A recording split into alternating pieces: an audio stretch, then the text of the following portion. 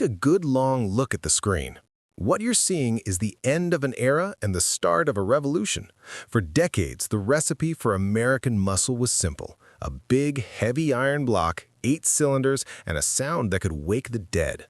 But the world changed, and Dodge realized that to keep the muscle car alive, they couldn't just keep living in 1969. Enter the 2026 Dodge Charger Scat Pack, specifically the Sixpack edition. We're looking at it here in a color called Peel Out Orange. And honestly, the name is perfect. It's loud, it's obnoxious, and it refuses to blend into traffic. Notice the front fascia. It's wide, it's mean, and it carries that signature R-wing aero pass-through at the front. Even though this isn't the electric Daytona, Dodge kept the aero efficiency high. The car looks like it was carved out of a solid block of attitude. It's got a presence that makes modern European sports cars look like they're trying too hard. This is effortless American swagger. As the camera pans around to the rear, you start to see where the designers really earn their paychecks.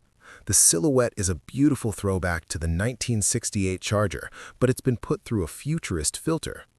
The Coke bottle shape is back in a big way, with those wide rear haunches that make the car look like it's mid-pounce even when it's parked. What's really wild about this new generation is the hidden hatch. Looking at this image, you'd swear it's a traditional trunk, but it's actually a massive liftback. It gives the car this sleek, fastback profile that flows perfectly into that blacked-out rear spoiler. And look at the lighting, the Ring of Fire LED taillights. They're unmistakably Dodge.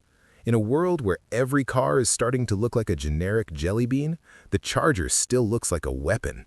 All right, let's talk about what's under that hood bezel. Let's address the six-pack in the room. You're looking at the 3.0-liter twin-turbo Hurricane high-output straight six. I know the Hemi purists are currently typing angry comments, but let's look at the cold hard facts. This engine is a masterpiece of modern engineering. We're talking about 550 horsepower and 531 pound-feet of torque. In the old days, you had to get a massive 6.4-liter V8 to get close to those numbers. And even then, the Hurricane is going to be more efficient and, frankly, faster in the mid-range. With 2 turbochargers pushing 30 psi of boost, the torque curve isn't really a curve, it's a plateau. The power is everywhere. And for those who think a straight 6 can't sound mean, just wait until you hear this thing at full chat. It's got a mechanical, precision-focused scream that's entirely different from the old V8 rumble, but every bit as intimidating. It's the sound of progress, and it sounds like a literal hurricane. When you're moving 2 tons of American steel with 550 horsepower, you need more than just hope to slow you down. Check out this shot of the wheel.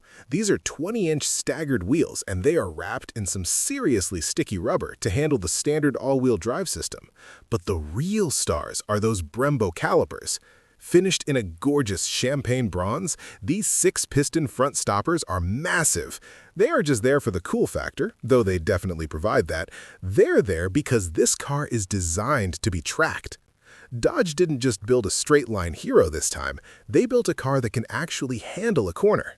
The bronze against the peel-out orange paint is the color combination I didn't know I needed until right now.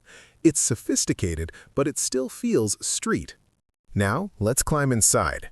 The interior of the old Charger was, let's be polite and call it functional. But the 2026 model? This is a cockpit. Look at the texture on that steering wheel. You've got perforated leather, red contrast stitching that looks like it was done by hand, and a flat bottom design that gives you plenty of knee room for when things get spirited.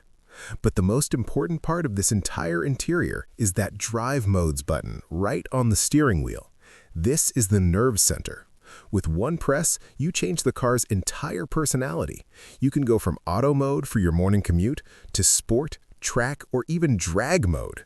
This button adjusts the suspension stiffness, the shift points of the 8-speed transmission, the steering weight, and even the exhaust note. It's like having 3 different cars in one.